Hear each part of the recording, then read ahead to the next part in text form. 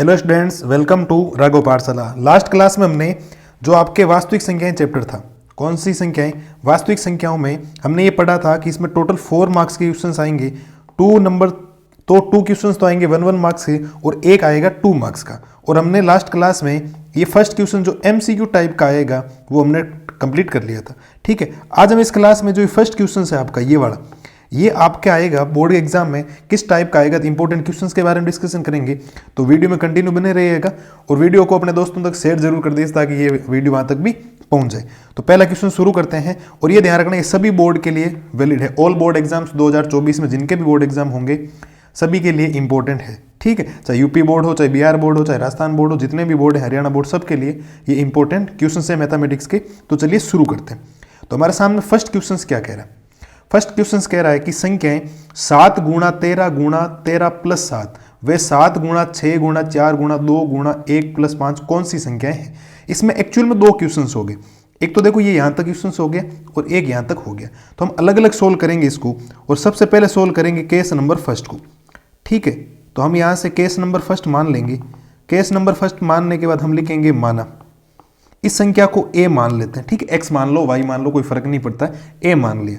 और a संख्या होगी 7 गुणा आपके पास 11 गुणा 13 और प्लस में क्या हो गया 13। ठीक है, और आपको पता है कि ये संख्याएं एग्जाम के हिसाब से इंपॉर्टेंट है। ठीक है, तो यहां से हमारे पास समझ में क्या आया, a देखो यहां पर प्लस का साइन है, इसका मतलब ये घर आपका अलग हो गया और ये घर अलग हो गया। और इधर भी 13 है और इधर भी 13, मैं पूरी संख्या में से 13 क्या ले लेता हूं बेटा, कॉमन ले लेता हूं। जैसे ही मैं 13 कॉमन लूंगा तो इधर तो बचेगा 7 मल्टीप्लाई, इधर क्या बचेगा आपका 11 मल्टीप्लाई 13 कॉमन ले लिया, 13 कॉमन ले लिया तो 1 बचेगा प्लस, और 13 कॉमन ले लिया तो पीछे कितना बचा, 1 बचा। बात आ गई समझ में? तो यहां से हमारे पास a क्या मिलेगा, यहां से a मिलेगा 13। अंदर क्या बनेगा, देखो 11 को 7 से गुणा करोगे 77, 77 को 1 से गुणा करोगे तो वापिस क्या आएगा 77, और प्लस में क्या आएगा 1 आएगा। तो यहां से आपके पास संख्या आ गई 13 गुणा 77, एक कितना हो गया 78। और आपको पता है कि इस संख्या के गुणा में कितना है, 1 है। और आपको यह बात पता होनी चाहिए कि जिस संख्या के 2 से ज्यादा गुणनखंड होते हैं, कितने गुणनखंड, 2 से ज्यादा गुणनखंड होते हैं, उसको हम भाज्य संख्याएं बोलते हैं। एक अभाज्य संख्या होती है, एक भाज्य संख्या होती है। कौन सी संख्याएं? एक तो आपके पास होती है अभाज्य और एक होती है आपके पास भाज्य। अब अभाज्य माने तो कौन सी? अभाज्य वो संख्या होती है जिसके केवल 2 गुणनखंड होते हैं। जैसे आप 2 लो तो 2 गुणा 1 हो सकता है, इसके अलावा कुछ नहीं हो सकता। 2 में 2 का ही भाग जाता है, मतलब जिसमें स्वयं का भाग जाता है वो आपकी अभाज्य संख्याएं होती है। जिसमें स्वयं के अलावा किसी का भाग जाता है, क्योंकि सारी दुनिया की जितनी भी संख्या सब में 1 का भाग तो जाता है ना, तो सब में 1 का भाग जाएगा वो तो वैसे भी। ठीक है, जैसे आपने एक 6 लिख दिया, ठीक है, तो 6 ऐसी संख्या जिसमें 3 का भी भाग जाता है, 2 का भी जाता है, 1 का भी जाता है, 6 का भी जाता है। तो 2 से अधिक गुणनखंड हुए या नहीं हुए, और जिनके 2 से अधिक गुणनखंड होते हैं उसको हम बोलते हैं भाज्य संख्या। तो आप यहां लिखेंगे क्या, तो आप लिखेंगे अतः ये एक भाज्य संख्या, अतः ये एक भाज्य संख्या है। ठीक है, अतः ये एक भाज्य संख्या है क्योंकि अतः ये भाज्य संख्या है क्योंकि इस संख्या के 2 से अधिक गुणनखंड है, 2 से अधिक गुणनखंड है। और जिस संख्या के 2 से अधिक गुणनखंड होते हैं, 2 से अधिक गुणनखंड है। बात आ गई समझ में? तो आई होप इस क्वेश्चन में आपको ज्यादा दिक्कत आई नहीं होगी। अभी इसका एक पार्ट और पड़ा, ये वाला, ये संख्या भी आपको बतानी है कि कौन सी संख्या। तो हम वापिस केस नंबर 2 लिखेंगे। तो यहां से हमारे पास आएगा केस नंबर 2। ठीक है, तो आप लिखेंगे माना। इस संख्या को a नहीं मान के मैं क्या मान लेता हूं b, और b संख्या में लिखा हुआ क्या है, तो लिखा हुआ है कि 7 गुणा 6 गुणा 5 गुणा 4 गुणा में 3 गुणा में 2 गुणा में 1 और प्लस में क्या आ गया 5। और जैसे ही आपके बीच में प्लस आया तो ये घर अलग हो गया। देखो बेटा इधर भी 5 है, इधर भी 5 है, तो वापिस उस संख्या की तरह क्या ले लेता हूँ, कॉमन ले लेता हूँ। काफी बच्चे कहेंगे सर इनको गुणा क्यों नहीं करवाया?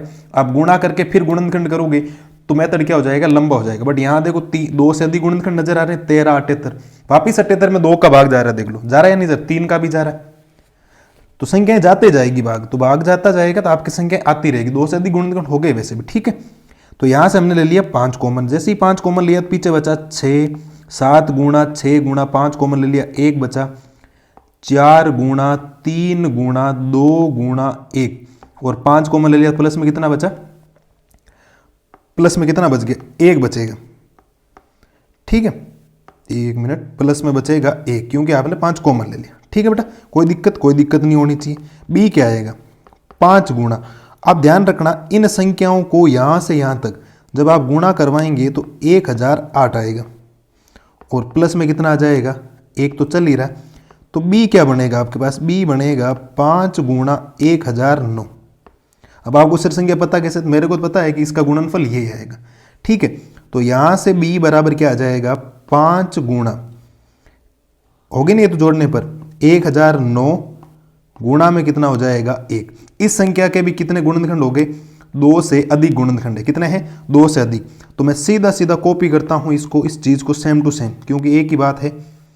ठीक है, तो इसका डुप्लीकेट निकालते हैं और डुप्लीकेट निकालने के बाद ये यहां पे आ जाएगा, ये सेम टू सेम हमारे पास आ गया आंसर इसका। ठीक है, कोई दिक्कत नहीं होनी चाहिए। ये भी एक आपकी भाज्य संख्या होगी और आपको पता है जिस संख्या के 2 से अधिक गुणनखंड होते हैं वो भाज्य संख्या, जिसके केवल 2 गुणनखंड होते हैं वो एक अभाज्य संख्या। ठीक है, अब अभाज्य में एक उदाहरण और ले सकते हैं, 5 है, जैसे इसको 1 गुणा 5 ही लिखा जा सकता है, 5 में किसी के भाग नहीं जाता, ये ध्यान रखना। ठीक है, तो ये हमने इस क्लास का एक क्वेश्चन नंबर फर्स्ट किया है, तो इंपॉर्टेंट है, थोड़ा ध्यान रखना आराम से। ठीक है, अब करते हैं क्वेश्चन नंबर 2। क्वेश्चन नंबर 2 भी आपके इंपॉर्टेंट सवाल है। बोला है कि 392 के अभाज्य गुणनखंड घातों का योग क्या है। इसका जब अभाज्य गुणनखंड करेंगे तो इसकी घातों का योग कितना होगा वो आपको बताना। जब भी हल लिखें तो एक बात हमेशा ध्यान रखें, पूरी भाषा लिखें। आपको अगर पूरे नंबर चाहिए तो आप विधि कौन सी लगा रहे हैं वो भी लिखें। एक नंबर में अति लघुरात्मक में तो आपको लिखना पड़ेगा ना, एमसीक्यू में सीधा टेक द करेक्ट आंसर लिखना, क्योंकि टेबल बना के सीधा आपको आंसर लिखना, ज़्यादा दिक्कत आएगी नहीं। बट इसमें आपको लैंग्वेज लिखनी पड़ेगी, तो आप लिखेंगे अभाज्य गुणनखंड विधि से, अभाज्य गुणनखंड विधि से। आप कौन सी विधि लगा रहे हैं, अभाज्य गुणनखंड विधि से आपने ये विधि लगाई। ठीक है, सोल्व करते हैं अभी इसको। तो सोल्व करते हैं तो आएगा पहले किसका अभाज्य गुणनखंड करना है, अभाज्य गुणनखंड करना आपको 392 का। और आपको पता है किसी संख्या के पीछे जब 2 आता है या 0 आता है, 4 आता है, 6 आता है, 8 आता है, तो उसमें किसका भाग जाता है, 2 का। तो भाग कितनी बार जाएगा, देखो 1 बार गया, फिर 9 बार गया, फिर 6 बार गया, 196 बार। वापस 2 का भाग जाएगा, कितनी बार, 9 बार और 8 बार। वापस 2 का भाग जाएगा, अभी 0 2 8 4 यही चल रहे हैं। ठीक है, 2 का भाग लगाया तो वापस आपके पास आ गया, कितनी बार जाएगा, सोचो, गुण 50 बार। अब गुण 50 में तो 2 का जाएगा नहीं। 3 के लिए क्या करते हैं, अंकों को जोड़ते हैं, 6 4 9 4 कितने होते हैं, 13। 13 में 3 का भाग नहीं जाता। 4 का जाएगा नहीं क्योंकि 2 का नहीं गया।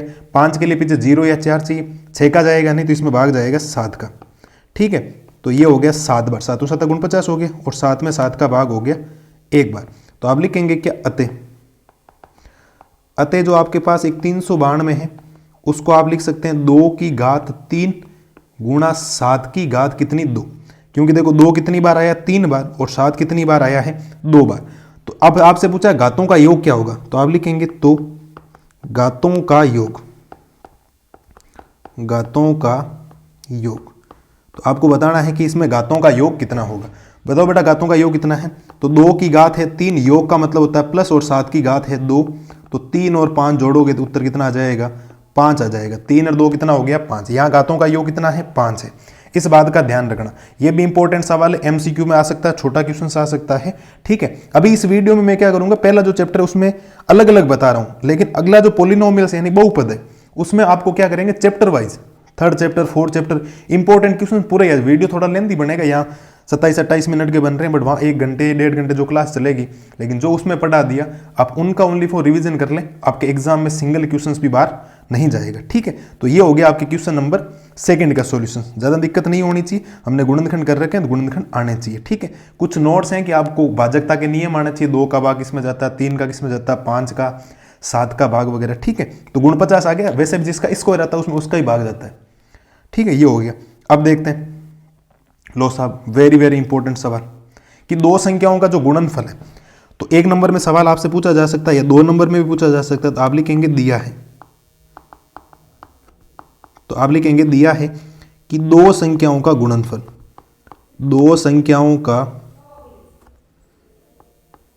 जो दो संख्याओं का गुणनफल है, दो संख्याओं का जो गुणनफल आया आपके पास, ठीक है, वो है 1080। कितना दे रखा है कि दो संख्याओं का गुणनफल है 1080 और उनका जो एचसीएफ आपको दे रखा है, दो संख्या है उनका एचसीएफ है 6 और आपसे पूछा गया है कि इनका एलसीएम कितना होगा, कितना होगा एलसीएम। तो आप लिखेंगे क्या, सुनना मेरी बात को ध्यान से। आप लिखेंगे चूंकि हम जानते हैं, चूंकि हम जानते हैं कि आपने पहली क्लास में पढ़ा था कि दो संख्याओं का जो गुणनफल होता है, ये मेथड है, ध्यान रखना, आप समझ जाएं इसका फॉर्मूला, कि जो दो संख्याओं का जो गुणनफल होता है, दो संख्याओं का जो गुणनफल होता है वो बेटा बराबर होता है एचसीएफ गुणा एलसीएम के। किसके बराबर होता है, एचसीएफ गुणा एलसीएम के। बात आई समझ में कि दो संख्याओं का जो गुणनफल होता है वो एचसीएफ गुणा एलसीएम के होता है, product of two numbers equal होता है एचसीएफ मल्टीप्लाई एलसीएम। ठीक है, इंग्लिश मीडियम का अलग से पढ़ेंगे, इंग्लिश मीडियम के वीडियो जल्दी आने वाला, नो टेंशन लो। ठीक है, तो दो संख्याओं का गुणनफल आपको दिया कितना, दो संख्याओं का गुणनफल दिया आपको 1080। लो साहब, दो संख्याओं गुणनफल दे दिया आपको 1080 बराबर इनका एचसीएफ कितना दे रखा है, एचसीएफ दे रखा 6 और पूछा क्या है, एलसीएम। अब थोड़ी बात ध्यान से सुनना, इसको मैं या करके क्या लिख सकता हूं, ठीक है, इसको या करके लिख सकता हूं कि अगर मैं इसको लिखूं 6 गुणा एलसीएम और बराबर में लिख दूं 1080 तो भी कोई दिक्कत नहीं है, मैं लिख सकता हूं आराम से। ठीक है, अगर मुझे यहां से एलसीएम का मान चाहिए तो इसको मैं लिख सकता हूं 1080 बटा में, गुणा वाला कहां चला जाएगा, भाग में। भाग देना आता है आपको कि 1000 में भाग कितनी बार जाए, पहले जाएगा एक बार, 6 एकम से 4 बचेगा, 8 छंग 48 और ये बचेगा। ठीक है, इसका मतलब इनका जो एलसीएम आया है वो आपके पास कितना आया है, 180। This is final answer. ये इस क्वेश्चन का आपके पास क्या आ गया है, आंसर आ गया। कोई डाउट नहीं होना चाहिए। इस टाइप का क्वेश्चन मैंने एमसीक्यू में आपको 2 करवाए थे। कितने करवाए थे, 2 करवाए थे, आपको याद होना चाहिए। एक तो मैंने एक ही वैल्यू वाला बताया था, एक सेकंड संख्या निकालना बताया था, बट यहाँ पर इसने दे दिया है कि ये जो दो संख्याओं का जो गुणनफल है वो कितना है, 1080 है, तो सिंपल वे में आंसर आ गया। ठीक है, मेन मुद्दा ये है कि जब आप ये क्वेश्चन सारे करेंगे, इन क्लासों को अटेंड करेंगे, तो आपको ये आइडिया लग जाएगा किस टाइप के एग्जाम में क्वेश्चन बना सकता है। ठीक है, पुराने पेपर मैंने एनालिसिस करने के बाद यही देखा है कि इस टाइप के क्वेश्चंस ज्यादा आते हैं। ये जो अभी लिखा है ना, दो संख्याओं गुणनफल वगैरह, इस टाइप का क्वेश्चंस आपके आ सकता है, तो फॉर्मूला ध्यान रखें। ठीक है, देखो एक प्यारा सा क्वेश्चन और आया है कि दी गई आकृति में x और y के मान बताने। आपको यहां पर x नजर आ रहा है, आपको यहां y नजर आ रहा है, x और y के मान। आप कहोगे सर ये तो एनसीईआरटी में है ही नहीं, मुझे ही पता है एनसीईआरटी में नहीं है, लेकिन पूछ तो सकता है ना, कोई बाहर से सवाल पूछ ले फिर क्या करो। आपको तो 100/100 की तैयारी करनी है। किसकी तैयारी करनी है, 100 आउट ऑफ 100। इससे बाहर अपने सोचना ही नहीं है, कम तो सोचना ही नहीं, 99 नहीं सोचना, 98 नहीं सोचना, पूरे में से पूरे आएंगे। और जिस दिन लास्ट क्लास एंड होगी, प्रायिकता की 14 नंबर लगातार वीडियो बनाऊंगा और पूरे देख के चले जाना, सारे क्वेश्चन इसमें से आ जाएंगे। ठीक है, तो करेंगे कैसे, देखो कुछ भी नहीं सोचना है कि ये जो x निकालना है ना, देखो इसमें 2 संख्याएं जा रही, एक 3 जा रहा है, एक 7 जा रहा है। तो अगर आपको यहां से इस x का मान निकालना, किसका मान निकालना है, इस x का, तो कुछ भी मत करो, 3 और 7 को गुणा कर दो। और जब 3 और 7 दुनिया में गुणा होते हैं तो आप कहते हो सर कितना बनता है, 21। कितना बनता है, 21 बन गया। कुछ भी नहीं करना, जो x के सामने है ये आप गुणा कर दो। आप सर कहोगे सर y कैसे निकालें, तो y के साथ में कौन सी संख्या, एक 4 है और एक क्या है, x। तो आप लिखेंगे तथा अगर मुझे y चाहिए तो y को मैं लिख सकता हूं 4 गुणा x। और आपको सर x कहां से लाएं, तो 4 गुणा x मैंने ऑलरेडी निकाल लिया है 81, यानी कि y जो आएगा 21 को जब 4 से गुणा करोगे तो आपके पास आंसर आ जाएगा 84। कितना आंसर आ जाएगा, 84। कोई डाउट किसी भी टाइप का नहीं होना चाहिए। मैंने x कैसे निकाला कि x के साथ में देखो कौन सी संख्याएं जुड़ी हुई है, कैसे कि इधर 3 है इधर 7 है। कुछ भी मत करो, आपस में दोनों को क्या कर दो, गुणा। जब मैंने 3 और 7 को गुणा किया तो मेरे पास रिजल्ट आ गया 21। अब मेरे को y चाहिए, तो y में एक 7 है, एक क्या है, x। इन दोनों को आपस में क्या कर दो, गुणा। तो जब 4 और x को आपने गुणा किया तो x चाहिए, तो x मेरे पास ऑलरेडी उपलब्ध हो गया, मैंने निकाल लिया। तो 21 को 4 से गुणा करोगे, उत्तर कितना आ जाएगा, 84। कोई डाउट है क्या, कोई डाउट नहीं होना चाहिए इस क्वेश्चन में। ठीक है, आराम से देख लो। ठीक है, कुछ भी मत सोचो, इन दोनों को आपस में गुणा करवा दो और इन दोनों को आपस में गुणा करवा दो, बात खत्म। ठीक है, ये हो गया क्वेश्चंस। अब देखो 2 क्वेश्चंस है छोटे छोटे, 1 मार्क्स में आपके एमसीक्यू में आ सकते हैं। वहां थोड़ी जगह थी नहीं, मैंने भूल गया होगा शायद, मैं यहाँ आप करवा देता हूँ। कि यदि P और Q दो अलग अलग अभाज्य संख्या हैं तो उनका HCF क्या होगा। तो आप इसका हमेशा आंसर ध्यान रखें कि HCF ऑफ A, B कभी भी पूछा जाएगा तो उनका HCF कितना होगा, एक। अलग अलग संख्याएं होनी चाहिए। क्या होनी चाहिए, अलग अलग संख्याएं। कैसे, देखो मैं बताता हूं, आप एग्जाम्पल लेके सोचना थोड़ा सा। मैं एक संख्या लेता हूं 8 और एक संख्या लेता हूं, अभाज्य संख्या सोचनी है ना, या अलग अलग सोच लो, कुछ भी सोच लो, आप 9 सोच लो। तो आपने 8 लिया, 2 का भाग लगाया, कितनी बार गया, 4 बार। 2 का भाग लगाया कितनी बार, 2 बार। 2 का भाग लगाया 1 बार। इसका मतलब 8 को मैं लिख सकता हूं 2 की घात 3 गुणा 1। 9 लिया तो 3 बार, 3 एकम 3। ठीक है, तो मैं 9 को क्या लिख सकता हूं, 3 की घात 2 गुणा 1। मैंने HCF कल आपको क्लास में बताया था, HCF होता है इनमें दोनों में उभयनिष्ठ। देखो आपको सिर्फ उभयनिष्ठ कुछ है ही नहीं, और जहां कुछ उभयनिष्ठ नहीं होता वहां कितना उभयनिष्ठ होता है, एक। इसका मतलब अगर दोनों संख्याएं अलग अलग है, जहां कुछ भी कॉमन नहीं आता है, तो उनका जो HCF होता है वो कितना होता है, 1 होता है। ठीक है, फटाफट कोई 8 और 9 का LCM HCF पूछ ले, ठीक है, तो आप बता सकते हो कि इनका HCF ये होगा। ठीक है, तो ध्यान रखना उनका अभाज्य संख्याएं जरूरी अलग अलग संख्याएं भी होनी चाहिए। अगर ये वर्ड नहीं देता तो भी कोई दिक्कत नहीं। अगर अभाज्य संख्याएं सोच रहे हो तो अभाज्य संख्या एक 5 होती है, एक 7 होती है। आप सोच लो, 5 एकम 5 और 7 एकम 7, कुछ भी कॉमन आए नहीं। जहां कुछ कॉमन नहीं आता वहां कॉमन कितना होता है, 1 होता है। समझ गए, तो इसका ओनली फॉर आंसर होगा इसका HCF। अगर P और Q दो अलग अलग अभाज्य संख्याएं या दो अलग अलग अभाज्य संख्याएं या कोई भी दूसरी संख्या है जिनमें कुछ भी कॉमन नहीं है, तो उनका अगर आपसे HCF पूछे तो आपका HCF कितना होगा, 1 होगा। आगे बात समझ में, आई होप ये क्वेश्चन आपको समझ में आ गया होगा। देखते हैं नेक्स्ट क्वेश्चन। नेक्स्ट क्वेश्चन क्या कह रहा है कि दो परिमेय संख्याओं का लेसे पे और मेसे पे बराबर है, तो संख्याएं होनी चाहिए। तो यहां ध्यान रखना, हमेशा ही संख्याएं क्या होनी चाहिए, आपकी बराबर होनी चाहिए। ये भी MCQ में आ सकता है, बराबर हो, 1 हो, 2 हो, 3 हो। कैसे, मेसे पे और लेसे पे अगर बराबर लाना है तो संख्याएं भी क्या होनी चाहिए, बराबर होनी चाहिए। क्यों, क्योंकि अगर आपको मेसे पे और लेसे पे चाहिए तो संख्याएं बराबर नहीं होगी, तो उनका मेसे पे और लेसे पे दे दिया है ना आपको बराबर, क्योंकि HCF और LCM बराबर है, तो उनकी संख्या हमेशा ही क्या होनी चाहिए, बराबर होनी चाहिए। इस बात का विशेष तौर पर ध्यान रखें।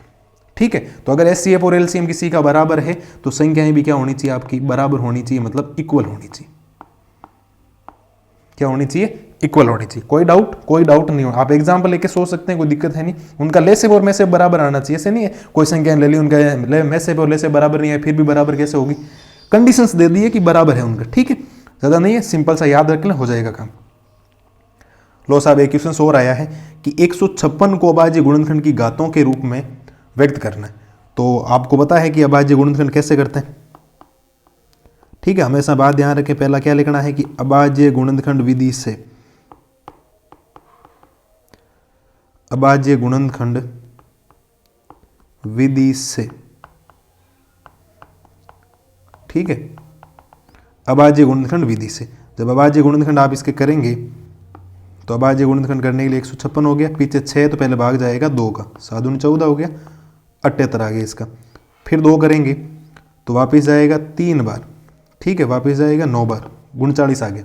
अब 2 का नहीं जाएगा, अब 3 का जाएगा, क्योंकि 6 और 9 और 3 कितने होते हैं, 12। 3 का भाग गया तो 13 बार जाएगा, और 13 एक अभाज्य संख्या, 13 में किसका भाग जाता है, 13 का। आप लिखेंगे क्या, अतः गुणनफल के रूप में व्यक्त करना था, तो 156 को आप लिखेंगे कि 2 गुणा 3 गुणा 2 गुणा 2 गुणा 3 गुणा 13। इसको आप चाहो तो या करके ऐसे भी लिख सकते हो कि 156 को आप लिख सकते हो कि 2 की घात 2 गुणा 3 की घात 1 गुणा 13 की घात 1। That's all answer.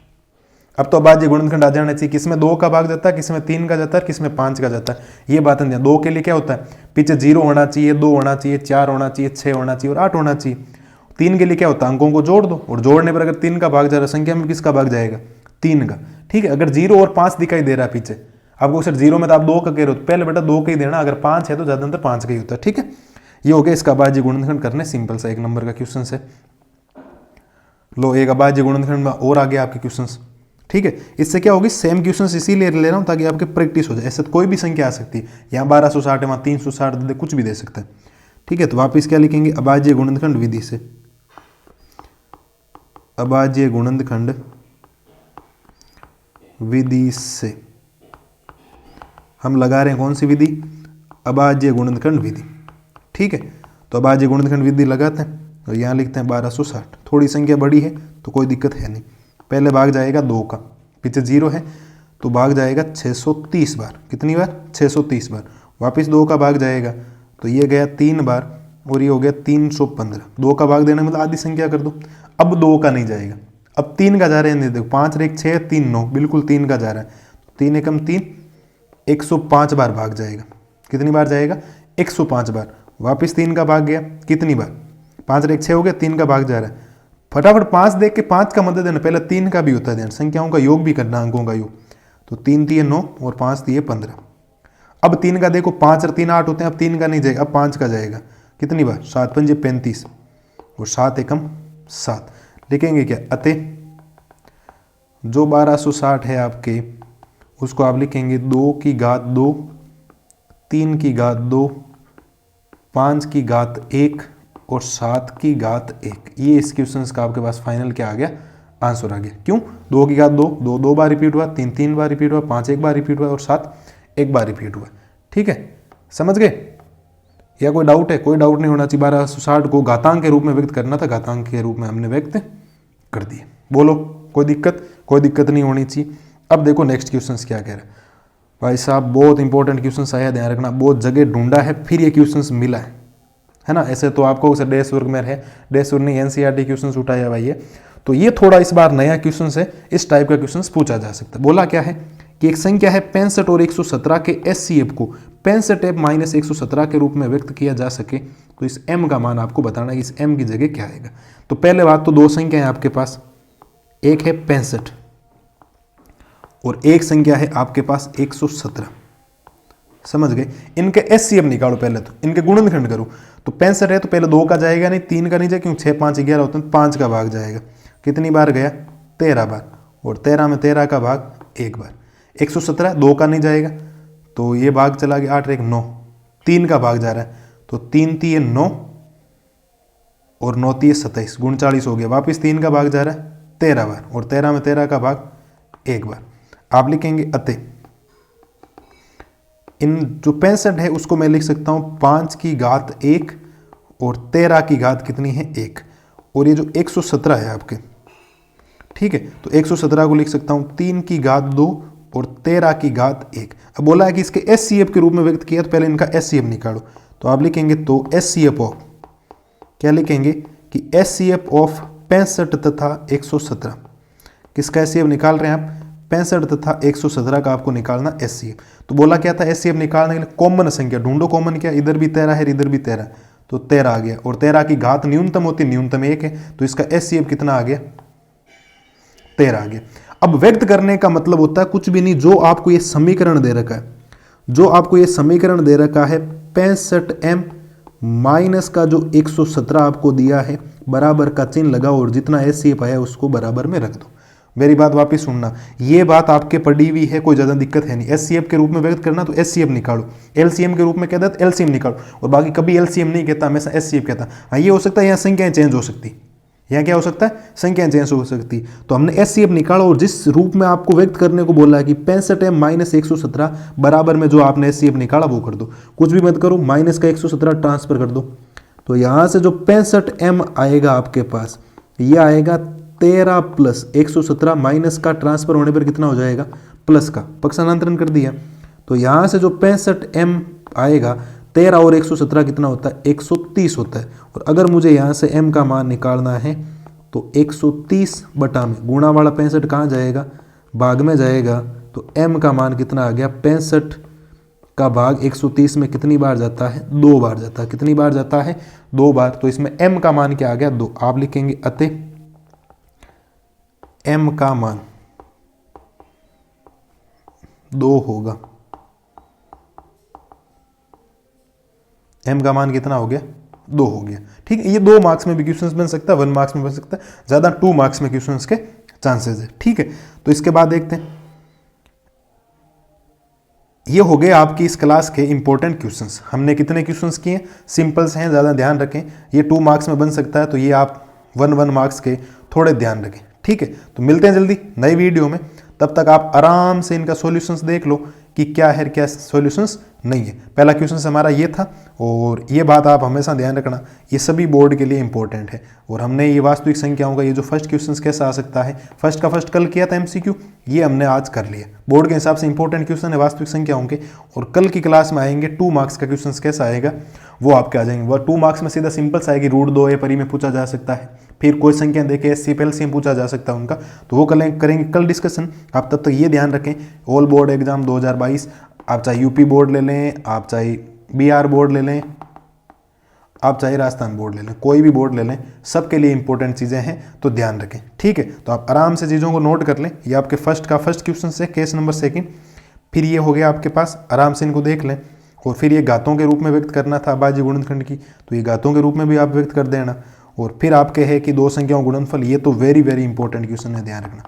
इस साल बोर्ड के हिसाब से 1 नंबर में वेरी वेरी इंपॉर्टेंट क्वेश्चन है, इसका सॉल्यूशंस भी देख लें।